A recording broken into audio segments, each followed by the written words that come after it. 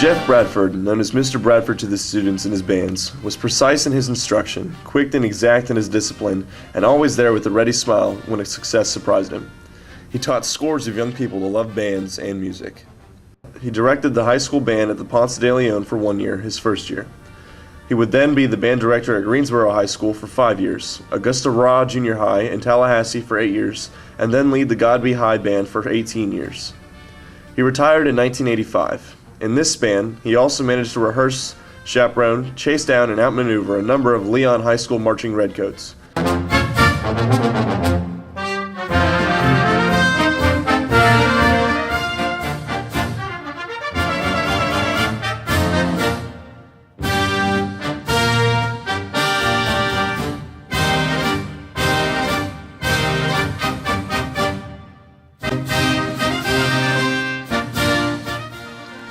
Cheryl, I was born and reared in Carabel, down on the coast, below Tallahassee here, and all of my people were born and reared in Carabel.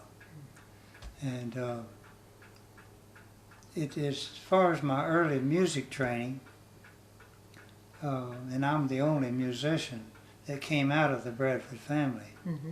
Down there, some of them played instruments, but the only professional.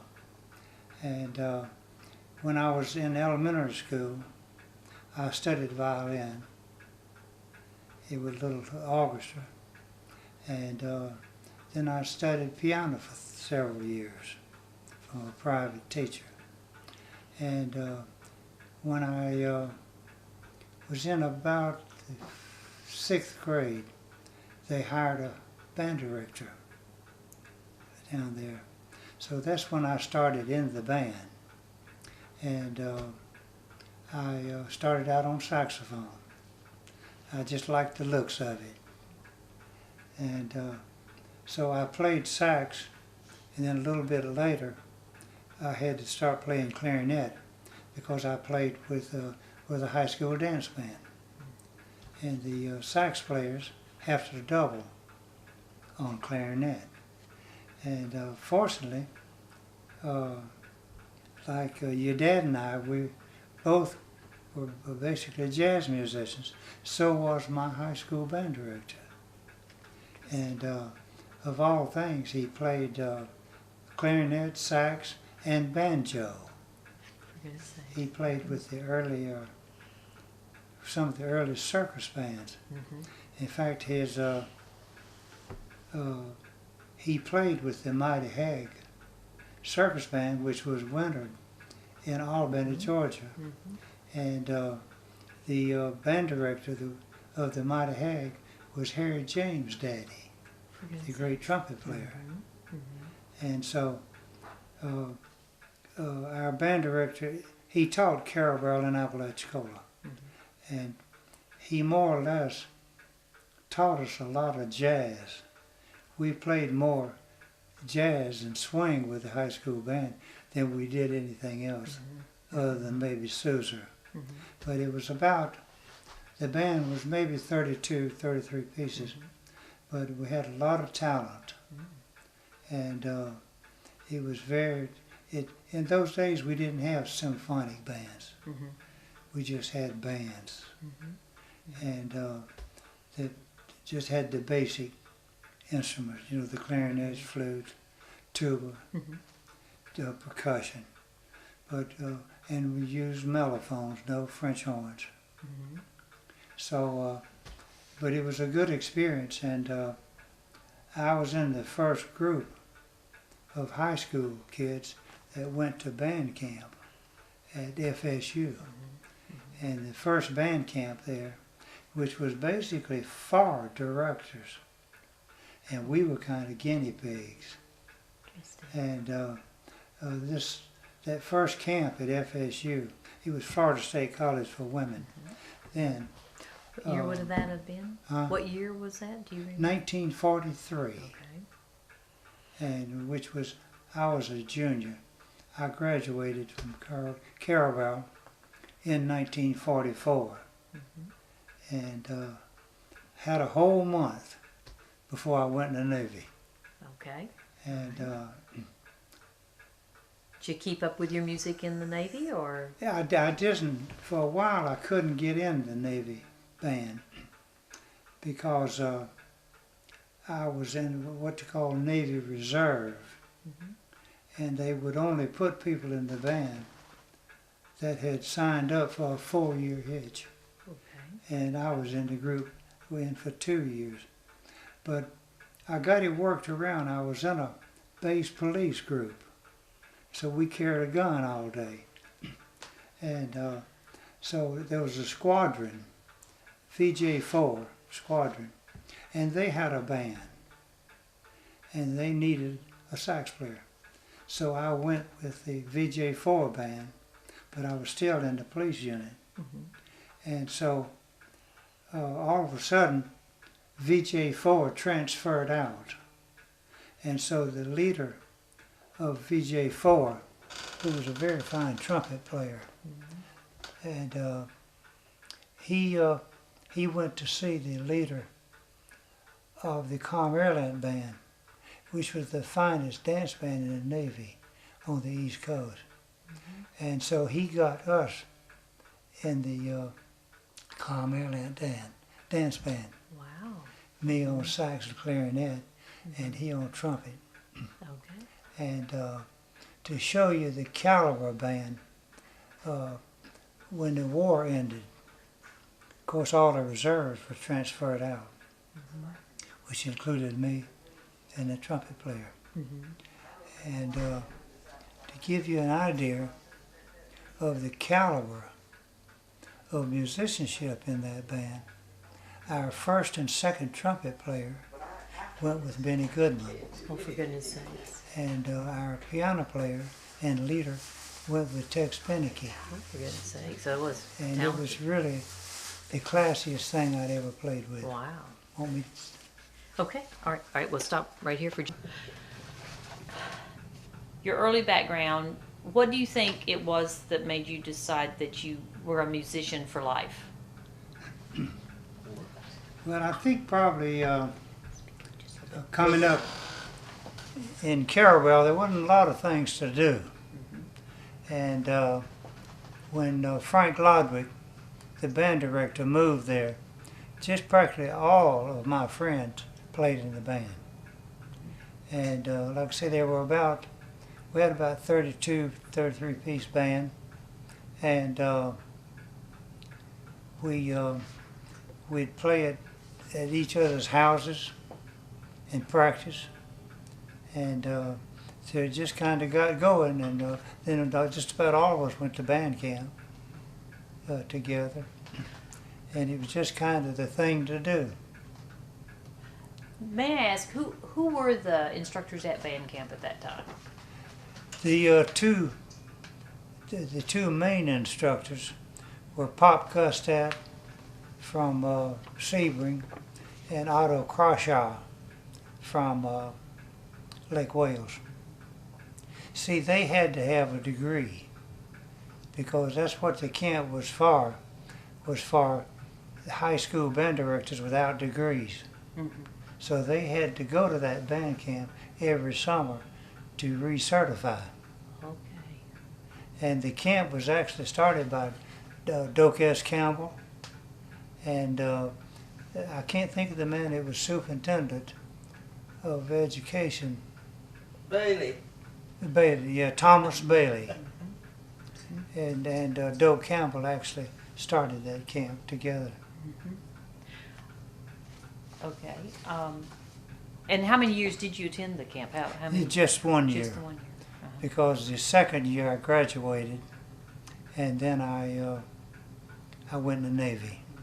Any idea what the total enrollment might have been at that camp for that particular summer? Of students, Yeah. well, we had a full symphonic band. I'd say probably 80 or 90.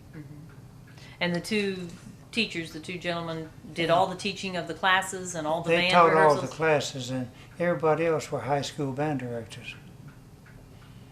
And the Pop Gustat and Otto actually taught those band directors, and then the band directors taught us. Okay, that's what it worked. And they conducted us, and like we had a band that we called the Barnyard Band. It was a sight reading band. And I played in that band because I could sight read real well. There's only about 20 of us in that band. That's great. And all of your performances were sight reading. I mean, you just basically got together to sight read. We, now then the symphonic band, we played a concert every week in the old Westcott Auditorium, which is where Ruby Diamond is now.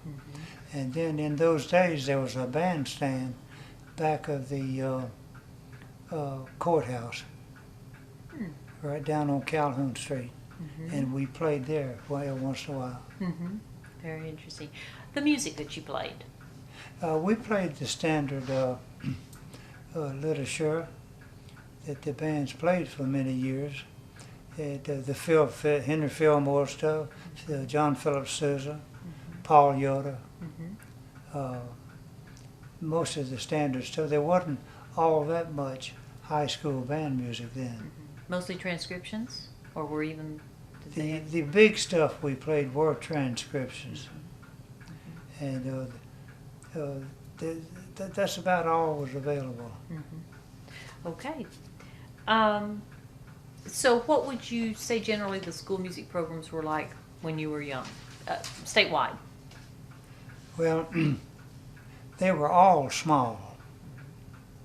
And because, see, I came up in the 30s, and the Florida Bandmaster Association did not start till 1935.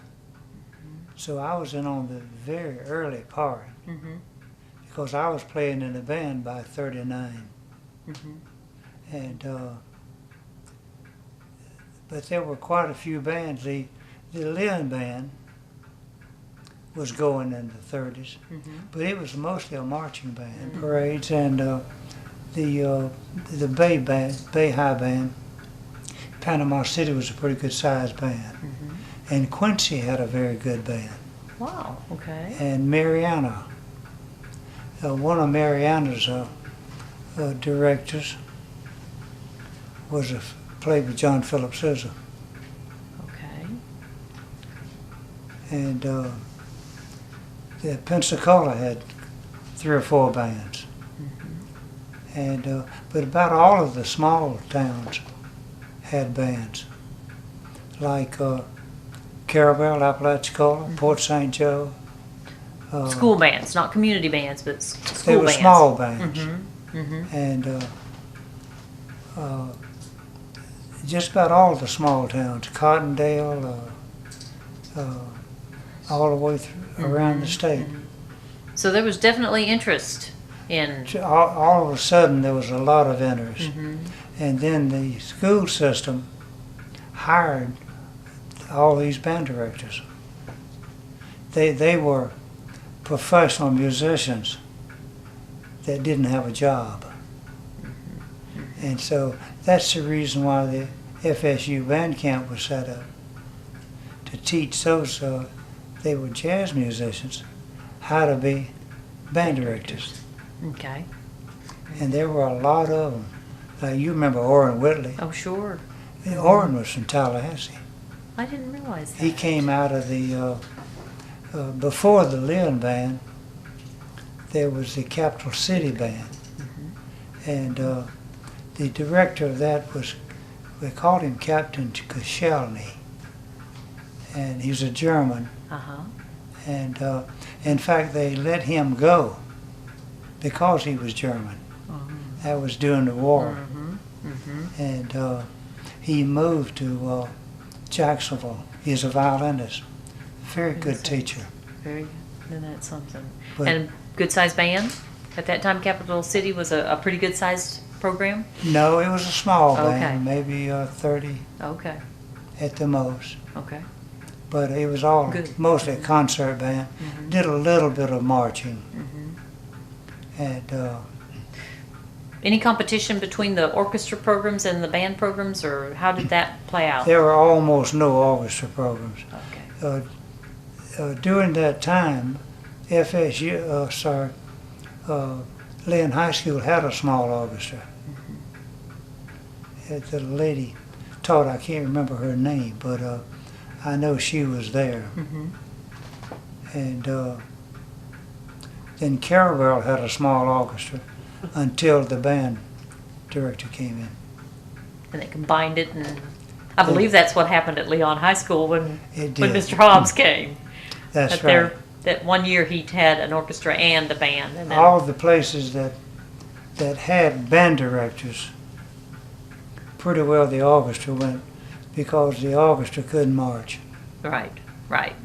The marching band really took over in Florida At that, and all over the state. Like in those days, Lake Wales and Sebring, they were all small towns. Orlando, in those days, probably didn't have 5,000 people in no, it. I know. Unbelievable, isn't it? And Jacksonville had a couple of bands, St. Augustine, but there were just, the woods were full of small bands. They were very popular. Yeah. And again, the state furnished the band director. Very interesting. That's interesting. Okay. Just looking generally at Florida when you were growing up, how would you describe the state of Florida when you were growing up? Well, the state of Florida in those days in the 30s was very rural. We were, because Florida was a young state. It's like even now, the city of Miami is probably not 100 years old. And so you mostly had small and mostly coastal towns, fishing villages. And it's like in Franklin County where I came from, there was nothing except on the coast. Yeah.